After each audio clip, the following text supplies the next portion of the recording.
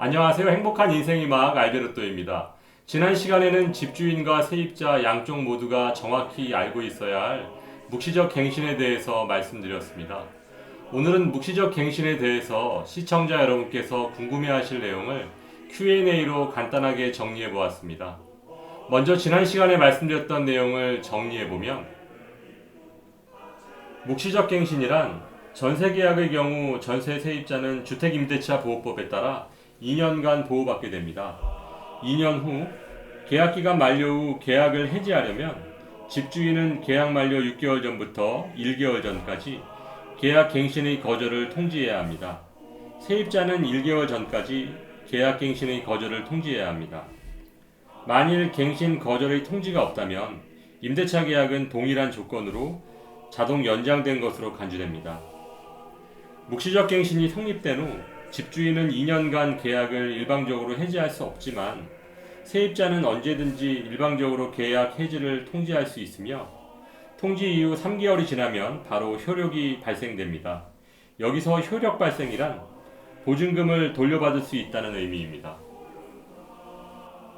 그럼 이제 묵시적 갱신의 궁금한 점을 Q&A로 정리해보면, 묵시적 갱신이 성립되지 않는 경우는 이기 차임, 2개월치 월세에 해당하는 금액을 연체한 경우에는 묵시적 갱신이 성립되지 않으며 집주인이 언제든 계약을 해지할 수 있습니다. 여기서 2기분 월세의 연체란 연체한 월세의 합계가 2개월치 월세를 초과한 경우를 말합니다.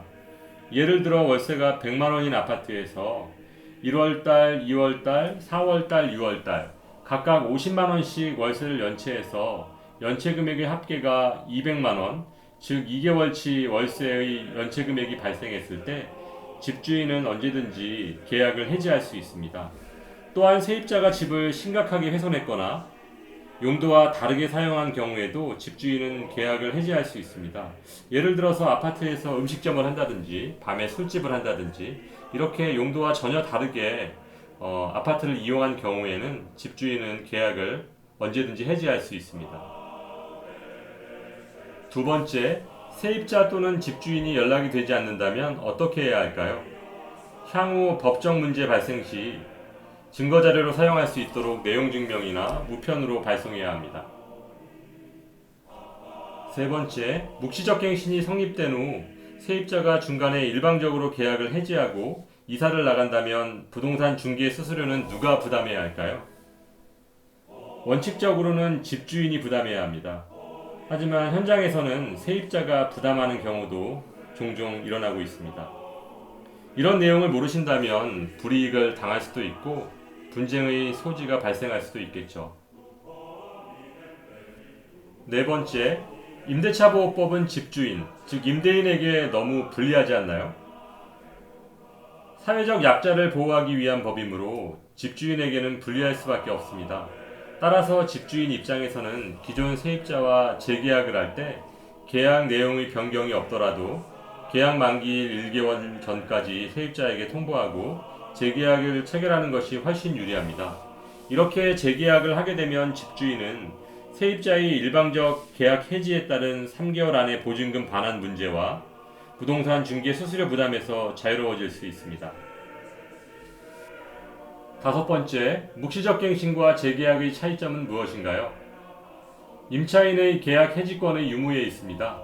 묵시적 갱신은 2년 동안 임차인이 언제나 일방적 계약 해지가 가능하지만 재계약은 2년 동안 임차인이 일방적으로 계약 해지가 불가능합니다. 집주인과 세입자는 각각 지켜야 할 의무와 책임이 있습니다. 따라서 계약 기간이 만료되기 전에 자신이 정확한 의사 표시를 해야만이 서로에게 불이익을 주지 않고 원만하게 계약을 정리할 수 있습니다. 아는 만큼 손해를 보지 않는 급변하는 사회에서 부동산에 대해 조금만 더 관심을 갖고 공부하셨으면 합니다. 여러분의 행복한 인생 이막을 알베르토가 응원합니다. 행복한 하루 되세요.